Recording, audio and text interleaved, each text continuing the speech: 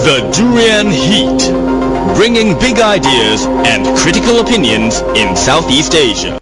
Hi, this is Arlene. Hi, this is Grace. And of course, you are with us on our second segment today where we discuss critical news. Oh, no, not critical news, critical discussion on Southeast Asia. Of course, this time we are focusing on Malaysia and Singapore. And we are focusing on none other than the Sedition Act with Syahredzan Johan, a human rights lawyer from Malaysia. So, how are you there? Hi, I'm great, thank you. A bit busy, just a bit busy, but I'm great. So, we've been interviewing you before this last year, especially when Sedition Act was being reintroduced again by the Malaysian government with the strings of people being charged under Sedition Act. But at the same time, with the current development, even Singapore is using Sedition Act. I don't know whether they are learning from Malaysia or that has been their modus operandi. Before this, it's just we were not aware of it. But seems like Malaysia and Singapore, the similarity is that the Sedition Act is, a past colonial act, and it seems to be the act where governments in Malaysia and Singapore use it to control dissent. But what's your thought on Sedition Act? I mean, you've been sharing a lot in the news about your position in Malaysia, but as a whole, Malaysia and Singapore, what's your view on that? Well, I think you must remember, as you've pointed out, the Sedition Act is actually a very stage. It is an act which was put in place, a law which was put in place by the colonial authority which governed Malaysia and Singapore. The British, and we have to remember that it was put in place in order for the British to actually control and ensure that there are no uprisings, there's no one who question their colonial rule, the colonial authority. Subsequently, after both countries have gained independence, this law has remained on the books of both countries. And as you have also pointed out, that it has been used on Malaysia. So there's a bit of an irony here. Law that was put in place by our former colonial masters have now been used by those who were formerly colonized to actually keep their population in check. So there's a bit of an irony there. But why Malaysia and Singapore, there's a sudden interest to use Sedition Act? Is it because more and more Singaporeans and Malaysians are voicing out against their government, or they're just lacking of laws right now and that's the only law that can protect the government, quote unquote? I think to answer the question, we must look at the two countries separately. I think in Malaysia, there is, I think after the 2008 election, there is more and more people finding their voice, so to speak, finding their rights. So they're speaking out more and more. And they realize that actually they have the space to do so. And this space is usually social media and the internet. And also, I think the political developments in Malaysia has made it such that the use of the Sedition Act is a means to actually take control or gain control of the discourse which the state has lost post the GE 2008. In Singapore, and I not say that I'm anywhere near being an expert in the social political developments of Singapore, but in Singapore, the Sedition Act has been used. It's always been there, but it's been used sporadically, meaning it's usually used in situations where there is some things said or things published which may go to the root of racism, or may cause tensions between the races and so on and so forth. And I think what we have seen with the recent arrest in Singapore is a continuation of that. They don't use it so much against dissent, political dissent per se, because they have other laws over there to use in must remember they still have the Internet Security Act, for example. So they have other laws. So they have not used the Sedition Act as much, but I think maybe also because Singaporeans themselves, I think you notice, there is also a sort of revival in terms of young people there. They're starting to speak out more. They're starting to have opinions, and they want to express those opinions publicly. So these developments in both countries, although they are separate, but I think this is why we are seeing the use of the Sedition Act. In Malaysia, it's an increase. In Singapore, I would say that it is a continuation of their policy. So with the social media, usage of social media, it's actually getting more and more. More populations are using social media, and younger generations are attracted to social media to express themselves. But with this amendment of Sedition Act in Malaysia, would it actually restrict their freedom of expression, or they will just, they wouldn't be bothered, but they will just keep going? Well, the amendments, to me, the amendments that we made, I mean, there's a lot of parts to them.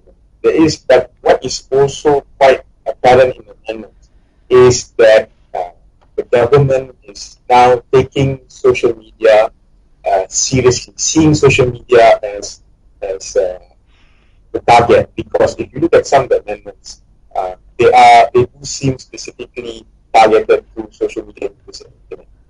I give an example. With one of the amendments is basically to make it an offence now to propagate what is known as seditious publication.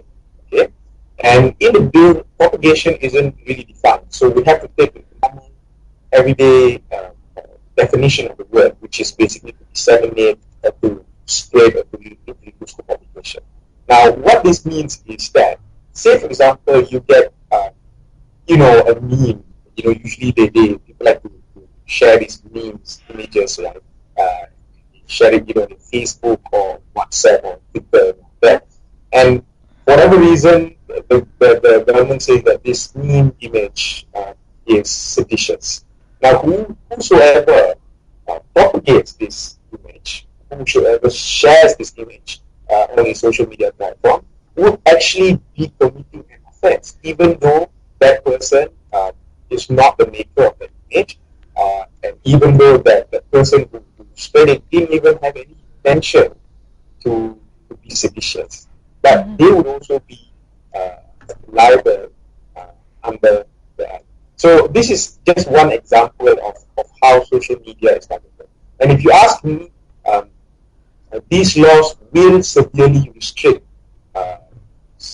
the usage of social media. It will create a chilling effect on people.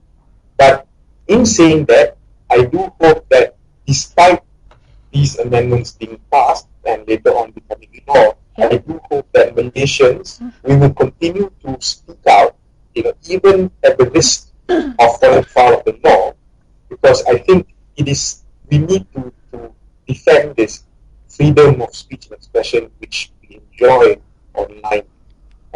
If we don't defend it, and I think we will just give in, and I think then we've got no one else to blame ourselves with these rights. But in the Malaysian context, this is not a new law being introduced. It's not like POTA. So why, even until now, there's no attempt either by the opposition or by the civil society to actually repeal this seriously? I mean, you cannot wait for the government to do anything about it, right? Why only now people are talking about it? Well, I mean, for the longest time, it's not been used. I mean, there have always been people advocating for the repeal. But even in other countries, for example, in the UK, the act was actually valid right up to 2010, but it has not been used since 1970. So when a law is a bad law, but it is not being used often, then I think the need to actually repeal that law doesn't become the priority.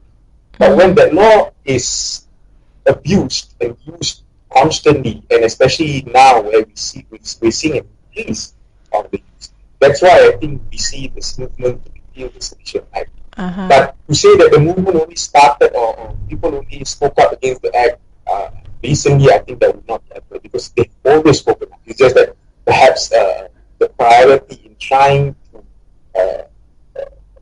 abolish the act doesn't come up as a priority because of the fact that it was sporadically used as compared to now or over the past 2 years where it has been abused. And I think there is a sharp increase in the use of the Sedition Act.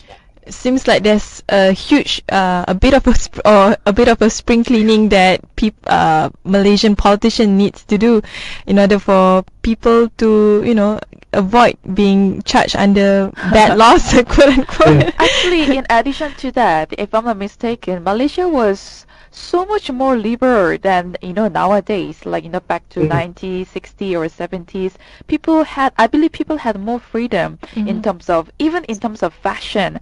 Even on the magazine that we go back and look at all those magazines, the contents and even the materials, it was more freer than nowadays. And with this technology development, the social media coming in, nowadays it has to be more advanced even in terms of a freedom of expression, but then it looks like we are going backwards. Yeah. Yeah, it is. So I guess the bigger question here is why governments are more and more concerned with the individual liberty of its citizens, or the whatever that its citizens are doing, whether on social media or on the street. Why I guess the right word to use would be why it has become so paranoid. I think the state usually, if you look at any government, if the citizens do exercise their rights and do not threaten their position as power, then I think any government would just allow it. I mean, there's nothing, they would not stop it. But when the exercise threatens directly or indirectly their position and their power, the power that they hold, that is when they get concerned and they want to try to stop it and they want to try to restrict it. And I think this is what is happening, at least if you look at the Malaysian context, and to a certain extent the Singapore context as well. As I mentioned, in Malaysia, when we talk about social media, we know that actually the state has very little control on the internet.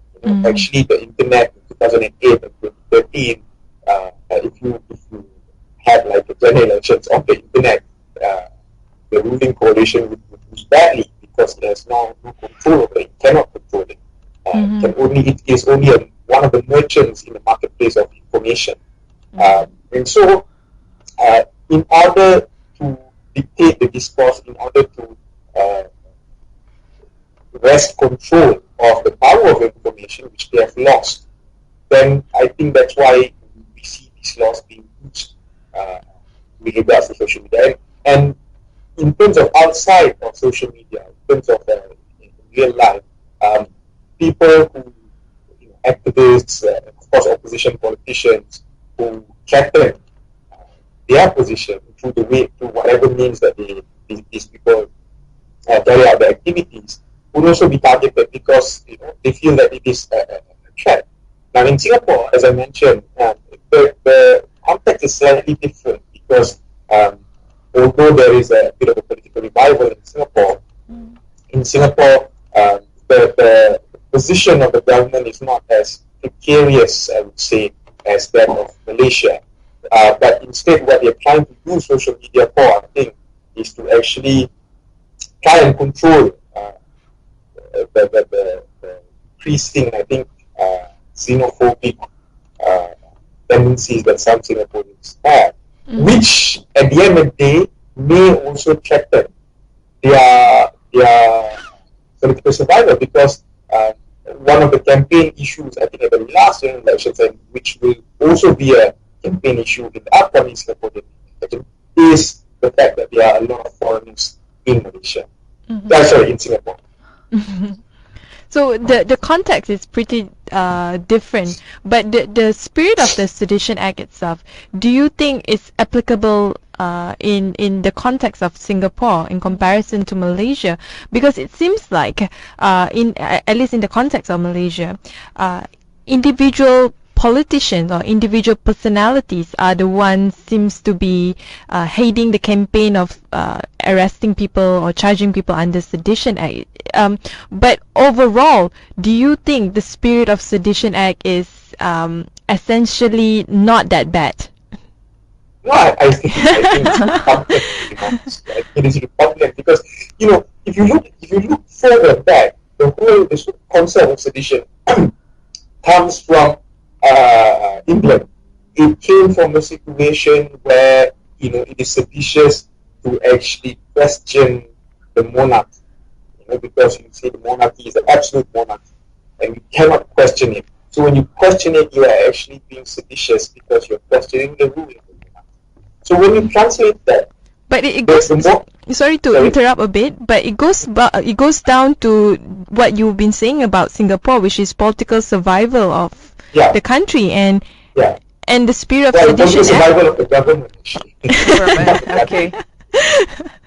Okay. So that's why the Sedition Act. The Sedition Act is that it's to actually stop people from questioning the powers that whoever becomes the powers that be.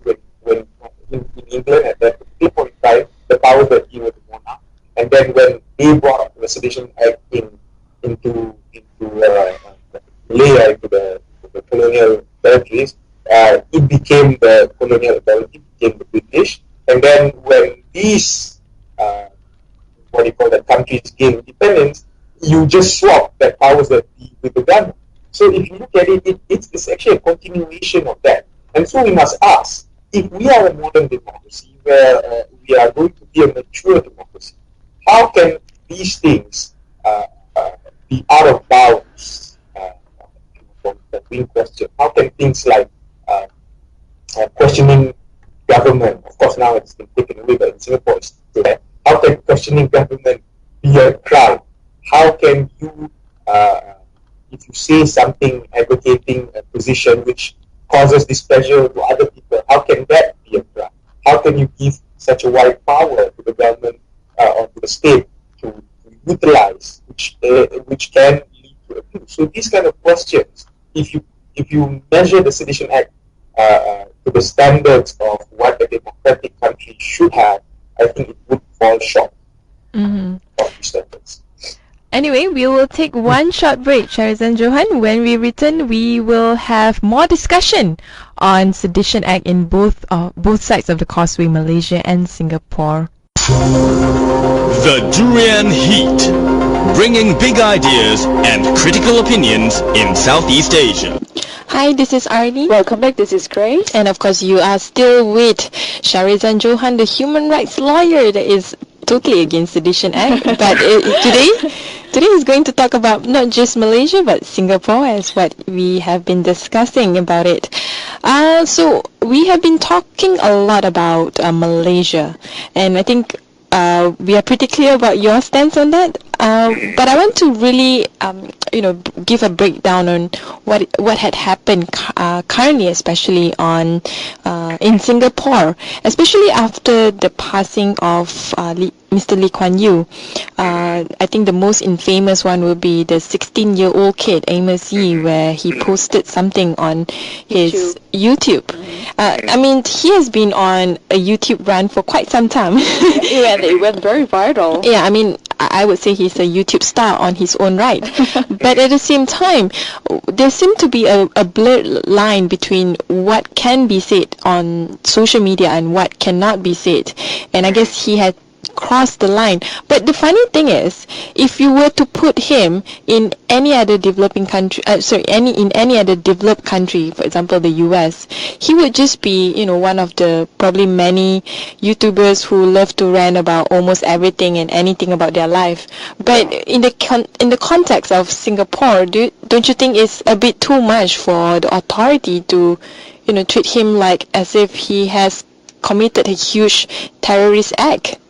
Yeah, exactly, and that's the problem with the Sedition Act, because of the fact that the threshold is so low. Meaning you don't actually have to say something which threatens or prejudices or is prejudicial to national security or public order. There isn't any real harm element that needs to be shown or proven when it comes to Sedition Act in Singapore and in Malaysia. So what that means is that people saying obnoxious things, people saying offensive things like what MOC did. I mean, I think we can agree that some of the things he said were actually quite mean And vulgar. And vulgar. But should the state step in to stop people from being mean and being vulgar? I don't think so.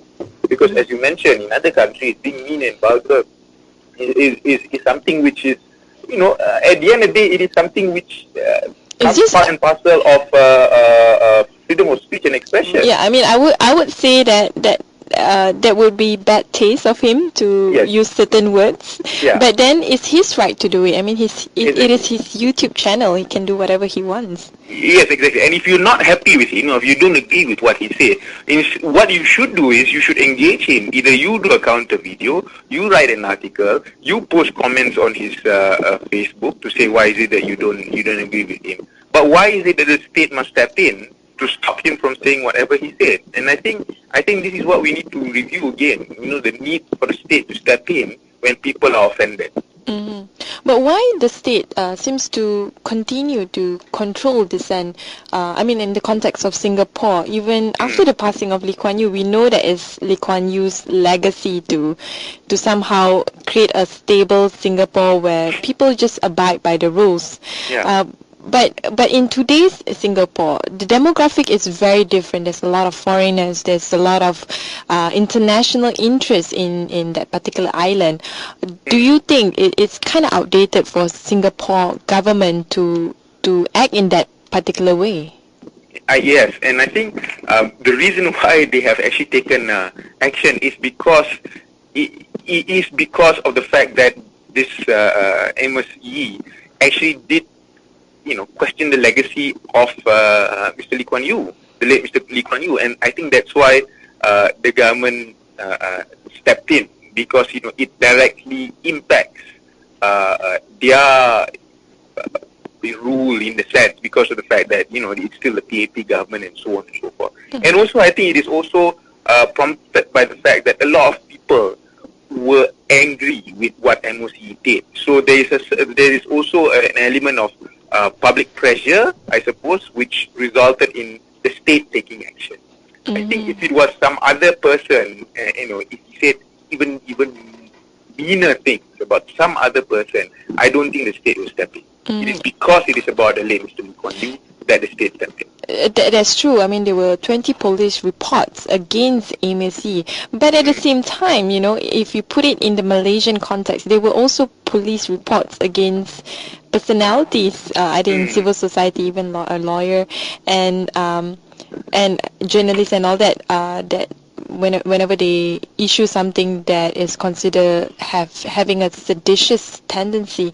But the line is so blurred that it can be almost anyone for any kind of statement that is deemed seditious. Yeah. So when you say the threshold is too low, if there were a law just to make sure that there's a certain kind of protection against for citizens against things like racism or hate crime, wouldn't Sedition Act, if you can amend it to make it a bit better, would it be a better way as the way forward? First of all, I think we have looked at when we trust the state to amend the Sedition Act, we've seen what happened. The Sedition Act becomes worse. Yeah. That's number one. Number two, we actually have laws to cater to instances where people make hate speeches and it may cause riots and so on and so forth. And it's not the Sedition Act. It's under the Penal Code. There's Section 504, 505, for example, of the Penal Code, which caters to situations where there is hate speech, where you say something and you're trying to provoke the peace and you're trying to create disorder and so on and so forth through what you say. It's there. We have those laws, And the thing is, with these laws, it is better than the Sedition Act because it is more defined. It's not as wide as Sedition Act, and there is also the element of intention that needs to be proven. Meaning, the person prosecuting, the prosecution, should actually prove that the person who said these things had the intention to create a breach of the peace and so on and so forth. You compare that with the Sedition Act, where intention is totally irrelevant. So you don't need, even if you said it, as a mistake, or if you said it inadvertently, or you had no intention to cause any harm or anything like that, that will still cause you to be convicted under the Sedition Act. So this Sedition Act has come to this extent where it is already a crime. If you say something very seditious, no matter whether it's your intention or not, just the results are the same. You will be be charged under Sedition Act. Yes, because the intention is irrelevant. Okay, so all basically, I have done a couple of sedition cases. All the prosecution needs to prove is that the person who's accused, who's been charged, said those words. That's all. So if, say, for example, I tweeted something and I'm then charged, all they need to prove is that I tweeted that thing. And it's not difficult to prove. If it's my account, my name there, it's not difficult to prove. And then they would argue that thing has a seditious tendency, but they don't have to prove that it is actually there's a breach of peace or anything like that. All they need to show is said, and they can link it to a seditious tendency. That's it. So that's how difficult it is to actually defend a sedition charge. The same I guess interpretation and also clauses of the law is it similar to Singapore as well? Yes, it's similar, except for we have added a seditious tendency of questioning certain provisions in the federal constitution. I believe in the Singapore Act, it's not been amended, so it looks like the original Sedition Act of the 1940s. If we have the penal code, but in the context of Singapore, do they have a similar penal code where it can have a higher threshold to convict people of any hate crimes or anything to do with seditious tendency that is truly a seditious tendency? The beauty, if I can say that, the beauty of the British colonial rule is that, well, they just use the same laws throughout the realm, the British Empire, and especially when you talk about the penal code, in Singapore, they do have a penal code, and it is almost exactly like ours. Oh. So the same provisions are there, and the reason is simply this, because it is put in place again by the British, and of course, if you want to go into a discussion as to whether some of the provisions in the penal code are still relevant or not, I think that can be a separate topic altogether. But in India, in Malaysia, in Singapore, there is the penal code. It's put in place by the British, and you look at the offences there, they are actually similar to each other. And similarly, in Singapore, there would be offences in the penal code to cater to those who say hate speech, disrupt the peace by way of whatever they have said. Now, I just want to make one more point. I think we need to distinguish between those who say things in order to provoke a breach of the peace and those who are racist. I think criminalization of racist expression should not actually be in place. Meaning, racism shouldn't be a crime. It should be repugnant. It should be something which we condemn, but it should not be a crime. Because it is part and parcel of freedom of speech and expression. You are a racist. You want to express racist thought. How do you deal with racism? Not by taking the hammer of the law and slamming it on the person. Because will that stop them from being racist? No. That would just mean that he would not be racist in public. He goes back and to his enclave, he'll probably bitch about it. He'll probably bitch about it. He'll probably, become more racist because he thinks that this is because of so and so and so and so. But if you actually allow him to express what he says and you engage with him, one, he might actually see your point of view. Two, he might not see your point of view, but at the very least, other people who see you engaging might see your point of view. right? And at the end of the day, you do gain some respect from that person who's racist. Think that at the very least he's willing to engage with you. You know? Sounds like you are also a sociologist here. because I think that explains why there is a huge, I guess it's a bit subtle but huge undercurrent racism in both sides of the causeway. It's unintentional, but I guess that is somehow proven because the law itself suppressed people from expressing anything, and being a racist is seen as a crime. I mean, of course it should be abhorred, but should it be criminalized? I think that's another good question that we should ask ourselves. Yep. But on another hand, I think another huge problem that I think I see both sides of the causeway is the media freedom of. As we all know, when it comes to the mainstream media, it's being dominated by media that is pro-government, and also they are the mouthpiece of the government. So with yesterday, where they actually arrested a couple who is behind the Real Singapore website. And of course in Malaysia also, journalists from The Edge and the Malaysian Insider were being arrested as well. In similarly, both cases were being charged under the Sedition Act. Is the Sedition Act the new ISA when it comes to trying to curtail the media freedom in this country?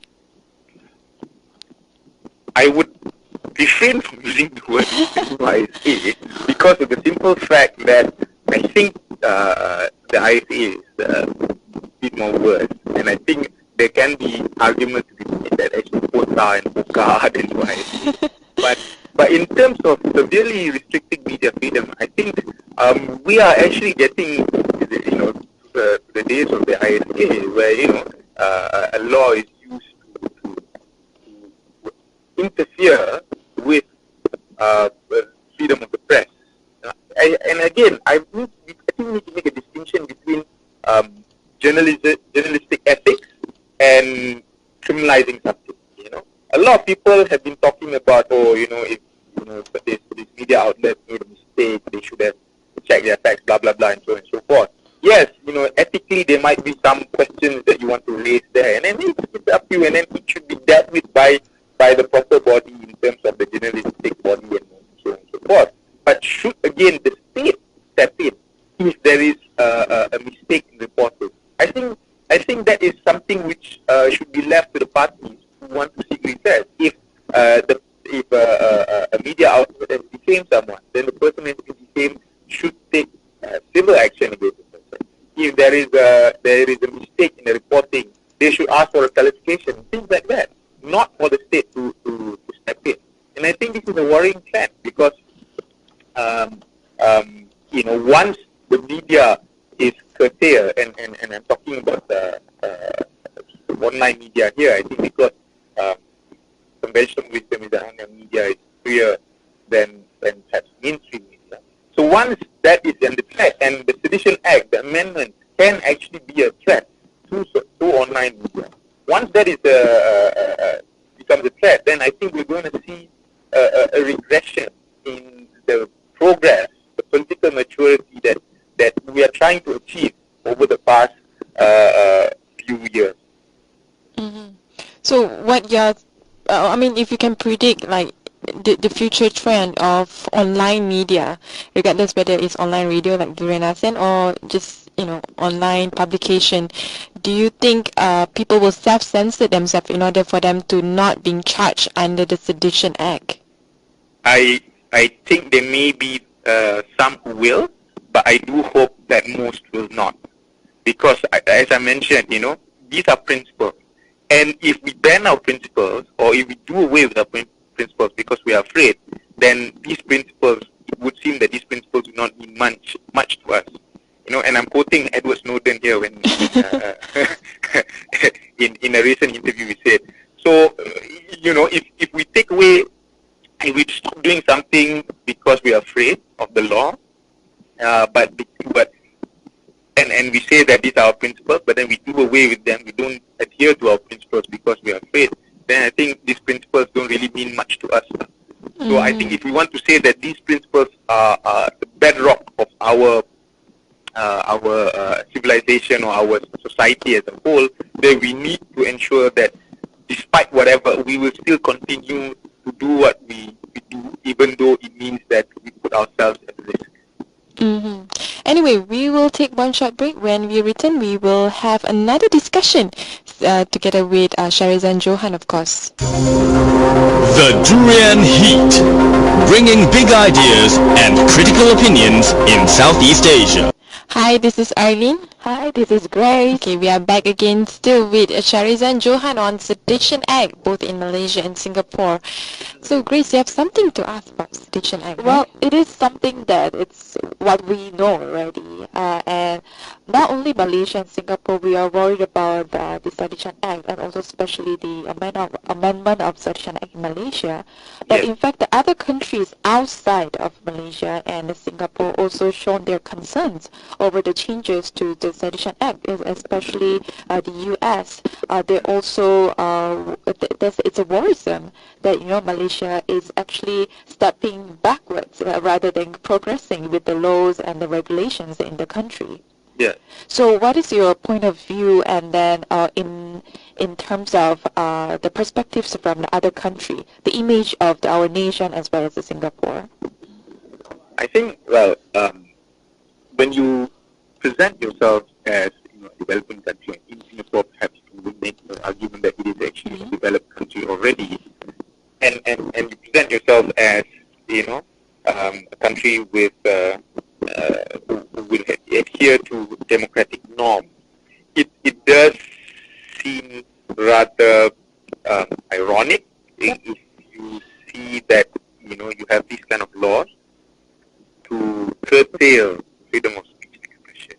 Because in other countries, yes, there may be laws that curtail freedom of speech and expression, but the threshold is so much higher. There must be some sort of real harm that you're trying to protect instead of what you have with the Sedition Act. So when we talk about being a progressive nation, a moderate Muslim country, when you talk about Malaysia, and you have these kind of laws being used on dissidents, then I think certainly people would be concerned and people would question our credibility as so-called that progressive nation, that moderate Muslim country. So governments are becoming more rhetorical when it comes to their foreign policy towards what Malaysia is all about or what Singapore is all about, because and also what I sense is the international concern over Malaysia, it seems to be much more larger than the international concern over Singapore. If you read the amount of journalistic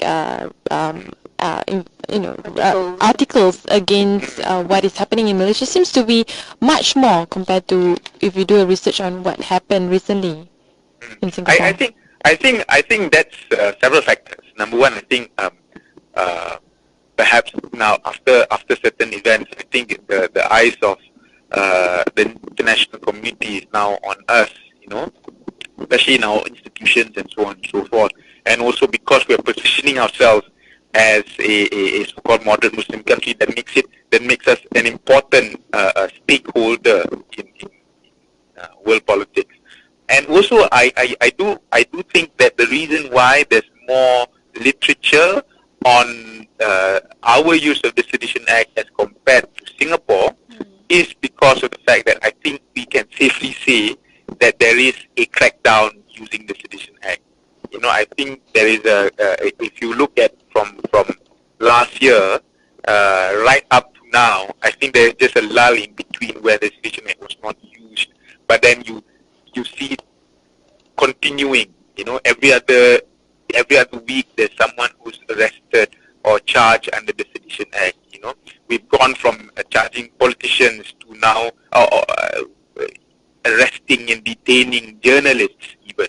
So there seems to be a deterioration of the rule of law, a breakdown of the democratic process in Malaysia, and I suppose that's why a lot of literature, a lot of criticisms have been leveled to us as compared to Singapore, because of the fact that there is this increase. There's a sharp increase, and this increase you cannot say that there is a crackdown in Singapore, because yes, it has been used, but it is not in the same manner as how we have used it, and in the same frequency as how we have used it over the past 2 years or so. Yeah, so are you saying that Singaporean government has been more strategic than Malaysian government when it comes to the usage of Sedition Act? Maybe that is true. Maybe I think in certain aspects, I think strategic might be the word. You know, although both acts, you know, the acts in both countries are abhorrent. It's something which should not be on the cards anymore. I know. I'm not saying that you know, using it sporadically means it's okay, it's better. No, but I'm just saying that I think the reason why there's more interest in how Malaysia has been doing it is because we have been using it more and more these days. Yeah, I think you need to direct that to Mr. Twitter. Yeah. Anyway, thank you very much, Syahredzan, Johan. Thank you. Yeah, Thank you thanks. so much, both of you. Thank you for having me.